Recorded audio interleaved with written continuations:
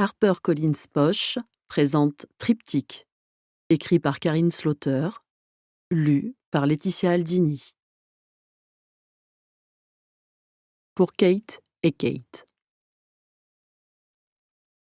Première partie.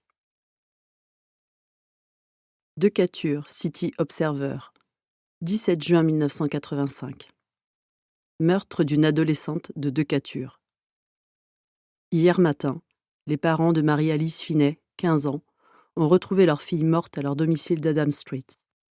La police n'a communiqué aucune information sur ce crime, indiquant simplement qu'elle traitait l'affaire comme un homicide et qu'elle interrogeait les dernières personnes à avoir vu Marie-Alice Finet vivante.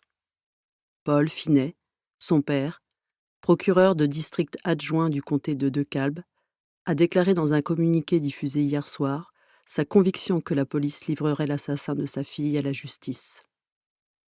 Élève régulièrement inscrite au tableau d'honneur du lycée de Decatur, Marie-Alice était un membre très actif de la brigade des Pom-Pom Girls de l'équipe sportive de son lycée, et elle avait été récemment élue déléguée de sa classe de seconde.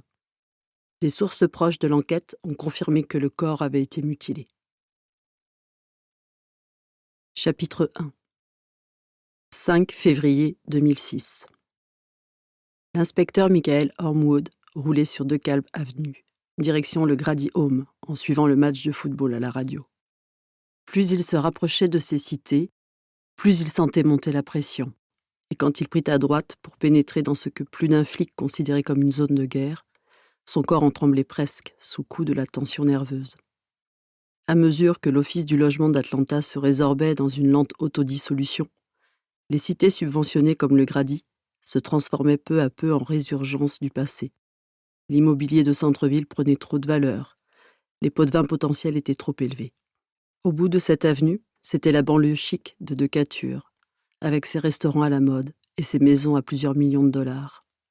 Et à moins d'1,5 kilomètre de là, dans la direction opposée, on avait la coupole dorée à la feuille du Capitole de l'État de Géorgie.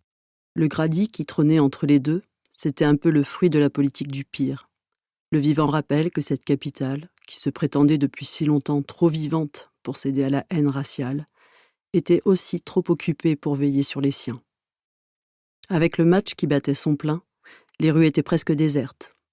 Les dealers de drogue et les macros avaient pris leur soirée pour voir se réaliser un miracle. Les Atlanta Falcons en lice pour le Super Bowl. Comme on était dimanche, les prostituées étaient encore de sortie, à gagner leur vie, tâchant de fournir aux fidèles de l'église matière à confession pour la semaine prochaine. Michael passa devant quelques-unes de ses filles, qui le saluèrent d'un geste de la main, et il leur rendit leur salut, en se demandant combien de véhicules banalisés s'arrêtaient par ici au milieu de la nuit, les flics de patrouille racontant au central qu'ils s'accordaient une pause de 10 minutes, avant de faire signe à une fille de s'approcher, histoire de s'offrir un petit défoulement. Le bâtiment numéro 9, une construction en briques rouges, à moitié en ruine et tagué par les Rats, l'un des nouveaux gangs venus investir le Grady Home, se situait vers le fond de l'ensemble. 4 voitures de patrouille et une autre, banalisée, étaient stationnées au pied de l'immeuble, gyrophares allumés, émetteurs radio à fond. Une BMW noire et une Lincoln Navigator customisée, avec ses jantes or à 10 000 $, aussi affûtées que des lames de rasoir, étincelantes sur les réverbères, étaient garées sur les places de parking réservées aux résidents. Michael réprima une forte envie de donner un coup de volant pour érafler un peu la peinture du 4x4 à 70 000 $. De voir dans quelle caisse hors de prix roulaient les membres de ces gangs, ça le foutait en rogne. Le gosse de Michael avait poussé d'une quinzaine de centimètres, ou presque.